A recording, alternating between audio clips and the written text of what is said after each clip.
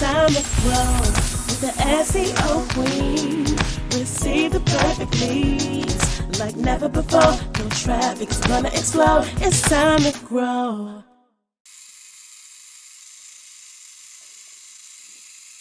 Welcome to the SEO Queen Tech Show, a podcast to help you get more credibility, visibility, and profitability through inspiration, technology, and marketing insight. This podcast is for professionals and entrepreneurs who are looking to get more customers, clients, and patients. We're broadcast on Bashani Radio, iHeartRadio, and iTunes. Bashani Radio, always talking about everything from New York City. You could listen to the SEO Queen Tech Show on any mobile phone or tablet device. Also, as a thank you gift for listening to the SEO Queen Tech Show, you can go to SEOqueen.com and book a complimentary strategy session. Just go to SEOqueen.com and book a Reach More Clients Power Session. So today's guest is an academic, researcher, and expert. He earned his master's degree 1995, a PhD in 2003 in history with a focus on Africa from Indiana University. He was an Eli Lilly Teaching Fellow, a J. Williams Fulbright Fellow, and he has been in academia and in the digital marketing space for many, many years. He is an AI expert, my friend, none other than Dr. John Aden. Welcome. How are you today? I'm well. Thanks for having me. Okay, awesome. So we just had the Reach More Clients Power Conference, and your presentation definitely was a hit. And you spoke about AI, or artificial intelligence. So what do you think is important for business owners to really understand about AI today? I think that AI in particular is changing the business landscape so rapidly that business owners can't afford to sit out on the sidelines and wait to see what happens.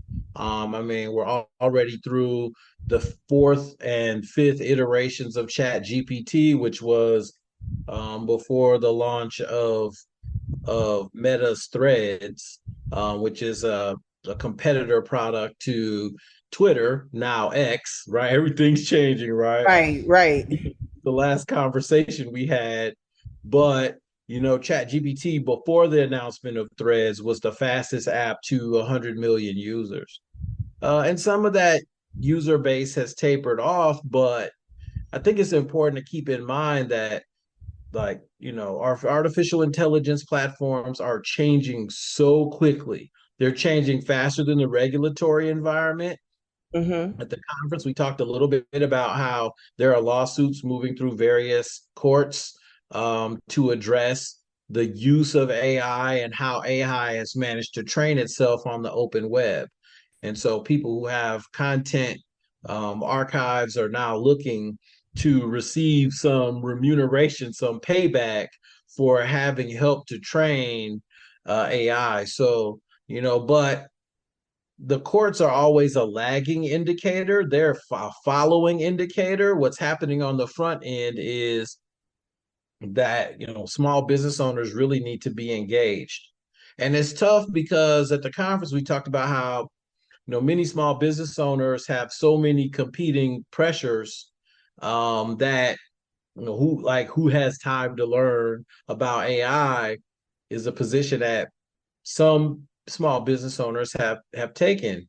The challenge, though, is that a lot of business owners see the value added in using this platform. So that's been important.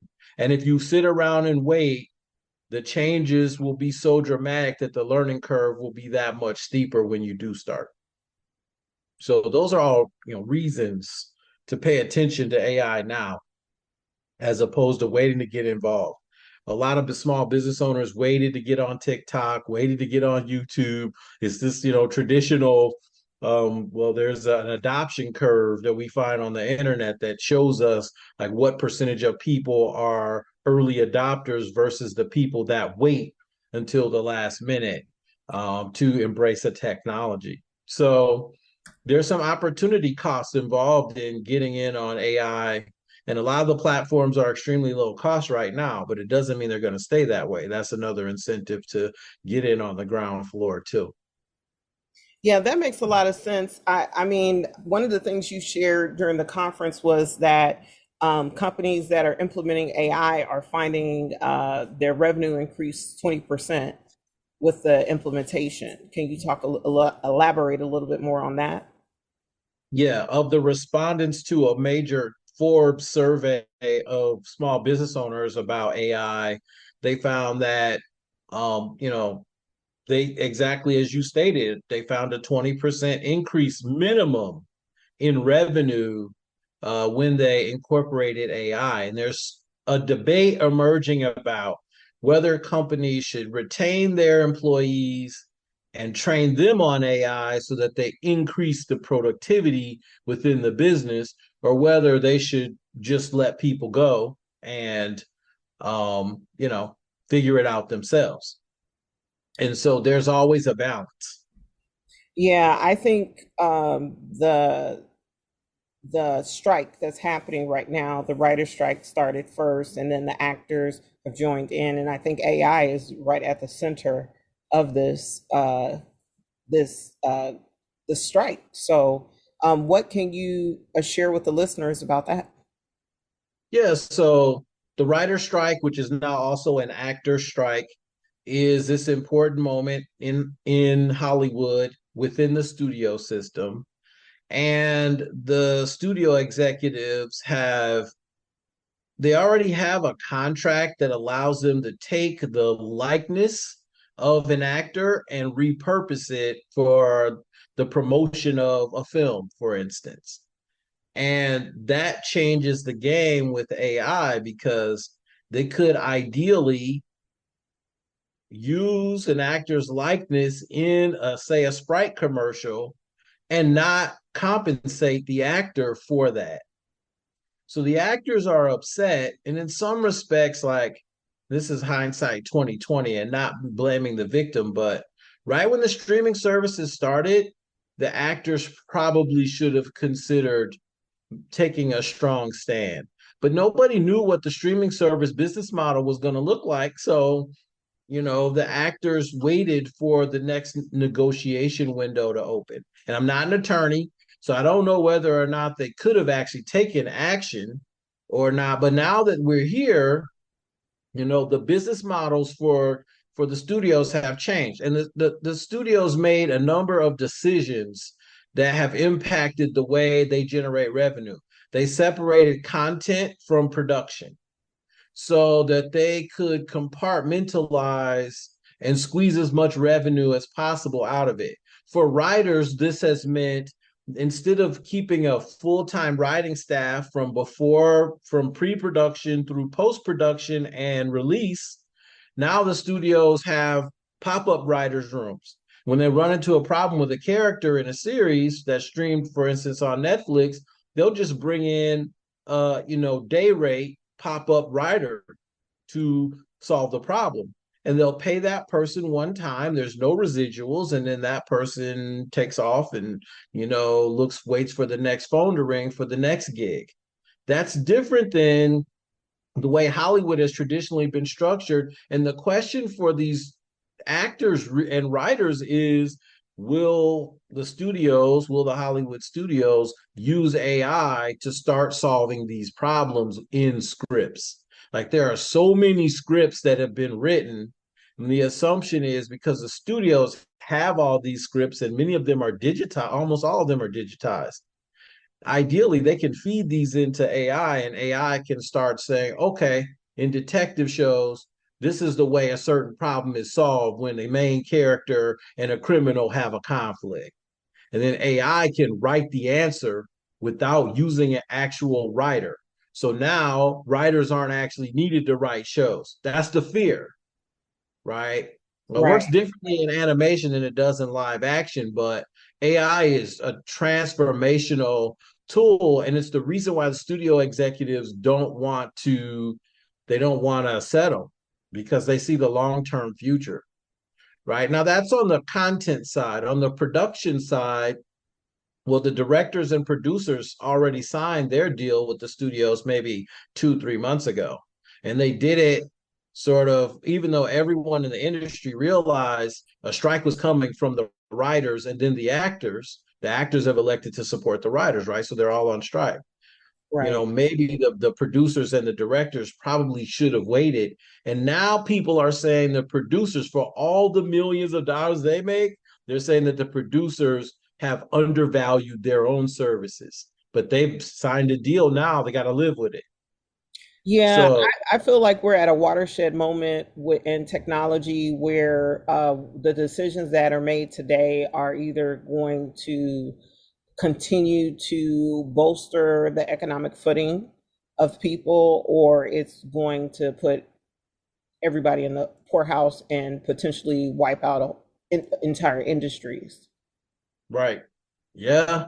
I mean, look, there are cancer detecting AI that are 95% accurate, and they have to be signed off on by a real physical doctor or a human being. But I mean, we've never seen predictive rates like this.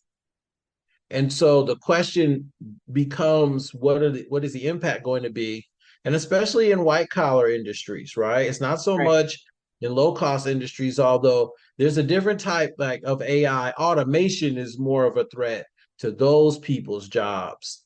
Right. I mean, we already have 3D printing, devices that can build homes or the wings of airplanes, completely on autopilot or almost completely on autopilot in a way that has never been possible before.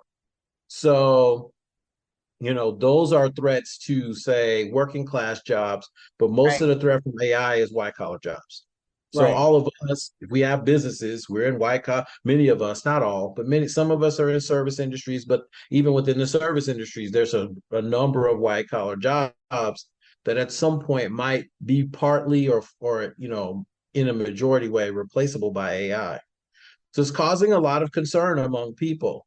I mean, I think there was a Gartner study that showed the expectation is 400 million jobs will be eliminated by AI and 97 million jobs will be created. So right there, you got a $300 million deficit, million job deficit, Deficit. Yeah. right? So now that's worldwide, and it's early days. We don't really fully know what all the implications are going to be. Yeah, I think, AI is really impacting a lot of industries. For instance, the publishing industry I've been reading that they want billions from these tech companies because they feel that they have used their content to train these AI models and should be compensated as such. And so I think that's we're going to see a wave of litigation that is it all goes back to intellectual property. Like, what is intellectual property? And the United States Trademark Patent Office is going to have to weigh in on this, on artificial intelligence. I know that my view of AI is evolving. The more and more I see how advanced the technology is. I watched this documentary, Coded Bias. A fellow MIT alumni from the MIT Media Lab put this documentary together that's on Netflix, and I was really struck at the limitations of AI when it comes to facial recognition technology. But before I watched that documentary, I also was struck at the lack of AI's understanding of just the diasporatic experience, whether it's image-driven AI or text-driven AI. I see the limitations there. And, to be honest, those limitations made me feel like, I don't think this tool can be a substitute for that cultural competency. AI is not able to do that because the software engineers putting it together don't have that cultural competency. So how can you make something have something that you don't have? So what are your thoughts about AI and cultural competency? and inclusivity. What are your thoughts about that? Yeah, I mean, great question. AI is only as good as the prompts that we give it, at least for now. And so I know in the past I did searches. I'm a professional historian, so I did searches on specific aspects in African history or in African American history, Black history in the United States. And I remember asking it to, write, three paragraphs about the Great Black Migration, which is this, period basically from the turn of the 20th century through say 1960, or 70, where 6 million Black Americans moved from the American South to the North or to other places. And it was like, I'm sorry, I don't know enough information about this topic. I can't provide you with an answer. So I then began to teach it how to learn about, the Great Black Migration. So in terms of cultural competency, like, this is one of the great weaknesses of AI, and it's probably going to remain a weakness for a very long time, but it's a byproduct of who's crafting the algorithms and what their assumptions about the world are. But it's also an opportunity for us to get in there, roll our sleeves up, and train it, to have this cultural competency aspect to it. But And before I think, we train it yeah. to have cultural competency, do we want it to have cultural competency? Because, one of the fears of AI is that it's going to replace white collar jobs. But if it can't even write about, the Black experience intelligently, that basically leaves open, the writers that are working in that space, some measure of job security. What are your thoughts about that? I mean, I think eventually writing as we know it is going to largely be done in an automated fashion. It doesn't mean we shouldn't still teach writing. Like, I'm a professional educator. I've taught at every level, K through 12, graduate school, and everything in between. So we're still going to teach writing, but a lot of the written work that will be done will be automated. So that's just a matter of time. I mean, a lot of business owners, I think 44% of business owners in the Forbes survey said that they thought, no, 65%, excuse me, 65% said that they believe AI and Chat GPT specifically will improve the quality of writing that their company produces. So that's telling. Like, if in the That business is sector on it like that, then right. hey, we probably got to roll our sleeves up and start training it. So it's something really seriously to consider. Now you are, AI companies and tech sector companies already have a serious problem with not a lot of Black and brown and Asian people, more Asian than say Black and brown people who are employed by those companies. Google's got a huge problem with it. Microsoft has a problem with it, Right. right? And so there aren't a lot of those writers in place anyway. Right.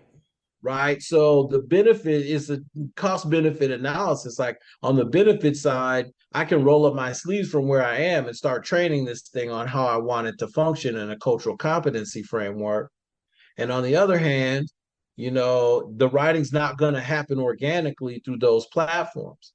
And we also know that Google was very deeply concerned about some of the, I'll just be blunt, like some of the racist, white supremacist assumptions that were being produced by its first efforts with Bard.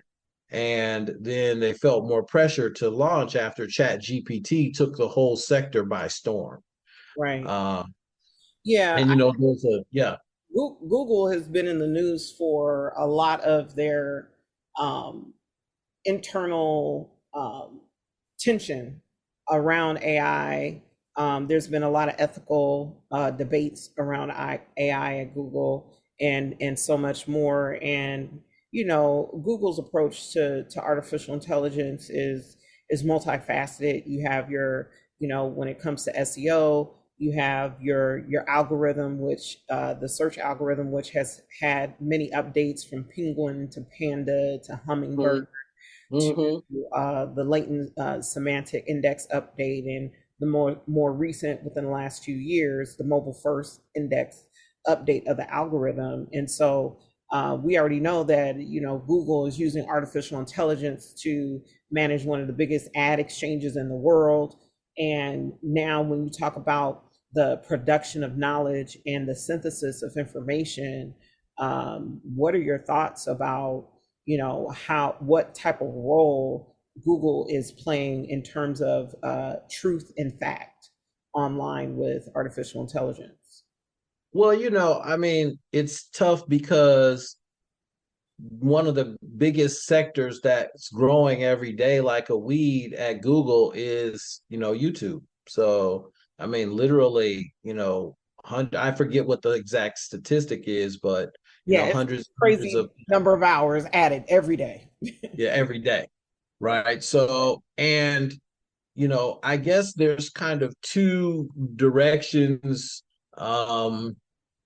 to go in for Google. One is it could potentially use AI to police those platforms and moderate some of the video content that's added to the platform, simply because now there are transcripts that accompany all of the videos, right? So that can be crawled, and that can be used to then identify disinformation and have that removed from the platform on autopilot.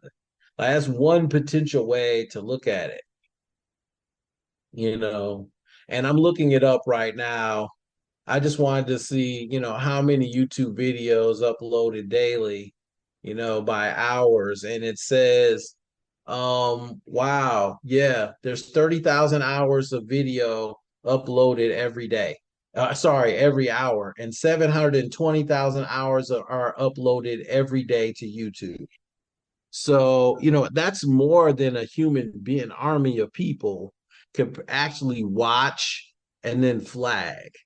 And so because almost all of the videos involve speaking of some kind, of course, AI will probably be utilized for that.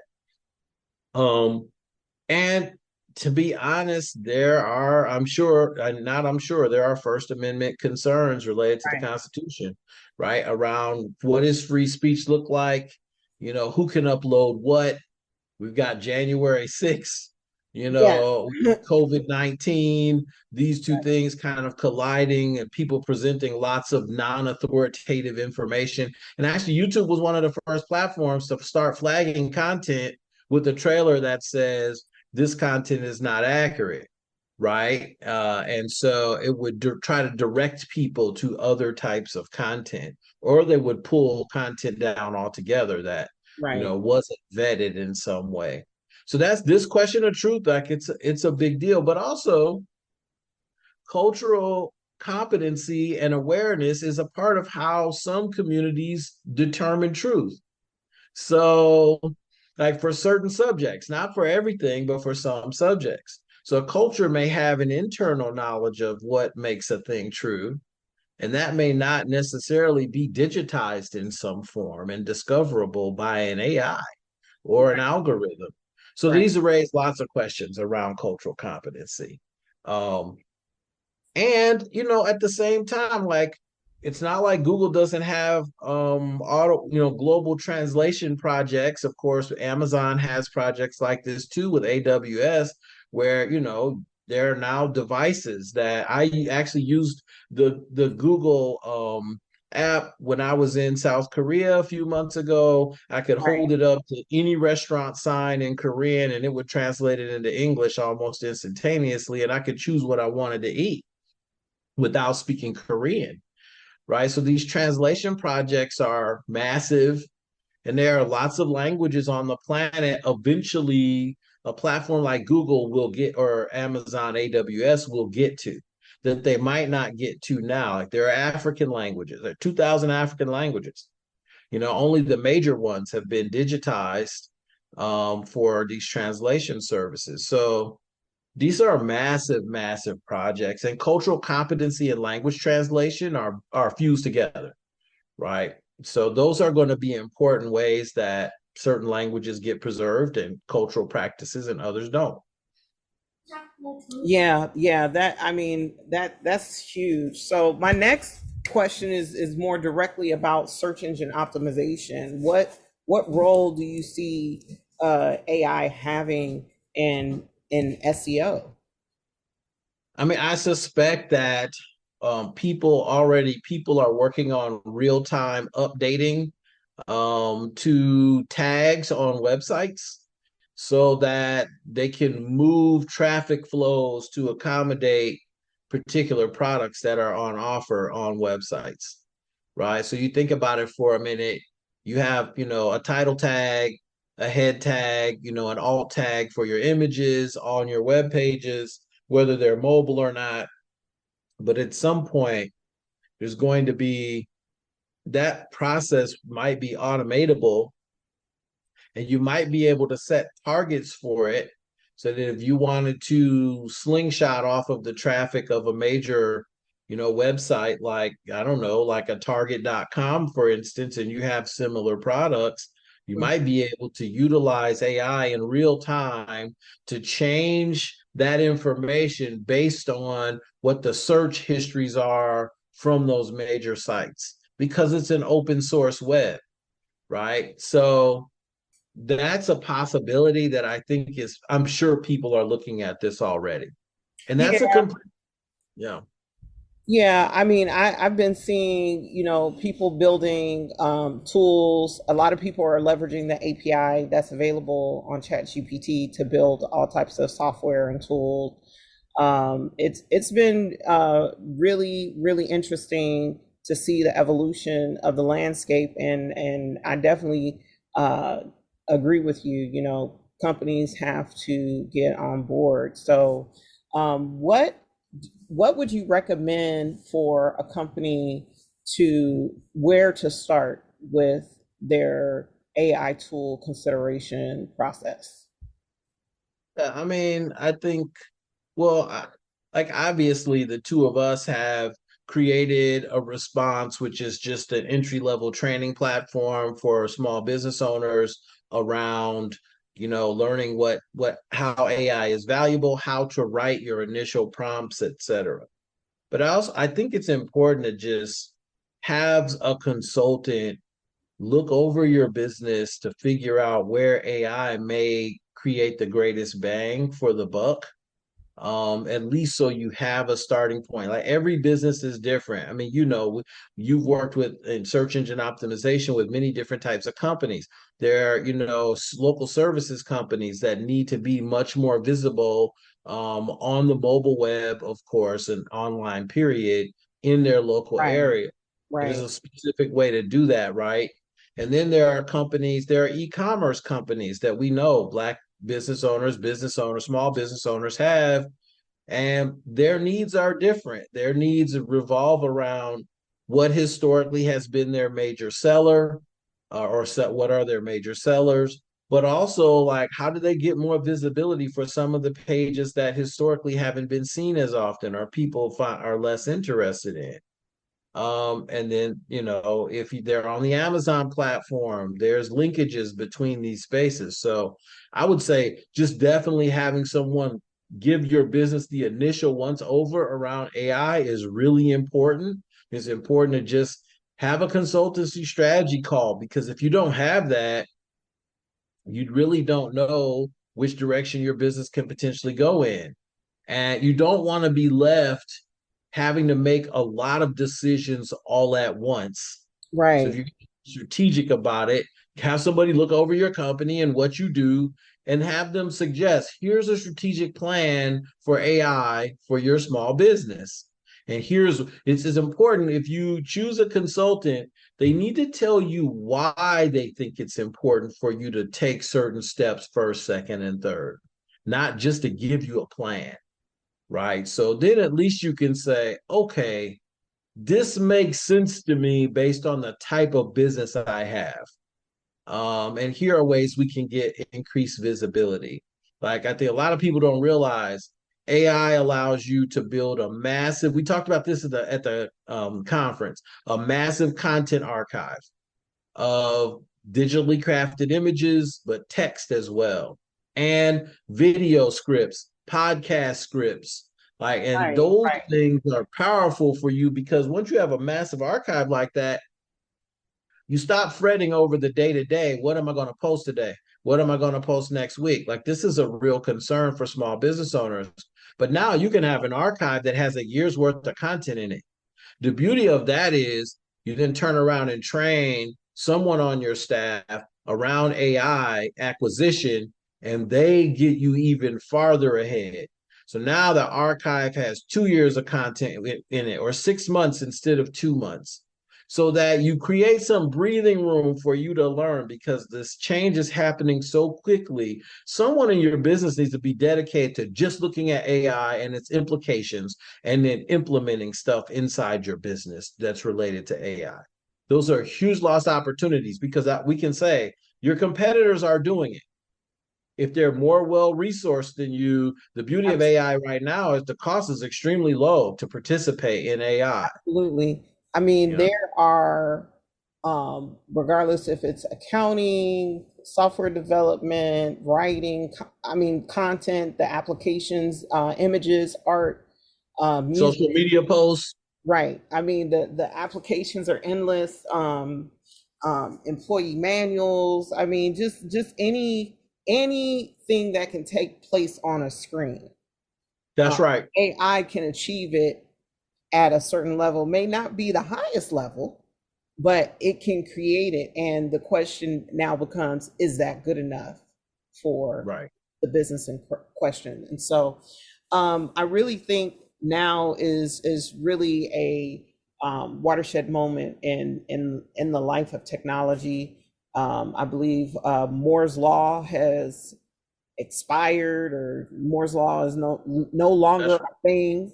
And it's really a whole new era we are in of technology. And so on the SEO Queen Tech Show, we definitely want to encourage you to consider using AI and making sure you don't put your head in the sand about these technological innovations, because companies are implementing them at a rapid pace and seeing benefits to their bottom line. So how can people connect with you, Dr. John, to learn more? Yeah, I mean, I know the two of us have a training platform, AI for smallbusiness.com. I think if I remember correctly, that's a domain name. And that's always possible. It can also reach me at Dr. John's Projects at Gmail. It can always reach me there. And if you're curious to have someone explore what AI might mean for your company, like there's plenty of time availability to do that, but companies are getting smart really quickly. I mean, and no one knows what's going to happen with the AI environment if for some reason laws get handed down that limit the intellectual property rights of AI, and you already have a 5-year content archive. You're straight. You beat the spread. But if you wait, and you could have a 5 years worth of content sitting on a drive that you've already developed, and you can just drip feed that onto the internet over time, you're in a much stronger position. So those are things to do. But also, I mean, just reach out to Z. I mean, I don't have to tell them for you, but obviously she's one of the people who's positioned with her background from MIT to help companies evaluate this at a very high level, and that's important. And we work together on projects, so there's always a possibility you might get both of us. Absolutely. So I want to thank you, Dr. John, for coming on to the SEO Queen Tech Show. The SEO Queen Tech Show is a podcast to help you get more credibility, visibility, and profitability through inspiration, technology, and marketing insight. This podcast is for professionals and entrepreneurs who are looking to get more customers, clients, and patients. We're broadcast worldwide on Bashani Radio, iHeartRadio, and iTunes. Bashani Radio, always talking about everything from New York City. You can listen to the SEO Queen Tech Show on any mobile phone or tablet device. Also, as a thank you gift for listening, you can always go to SEOqueen.com and book a complimentary strategy session. Just go to SEOqueen.com and book a Reach More Clients Power session. If you go to SEOqueen.com and scroll down, there is a link to AI trainings for small business.com. That's AI trainings for small business.com. That's another way that you can connect with our AI mastermind. And thank you so much. And until next time. Thanks for having me. It's time to grow with the SEO Queen.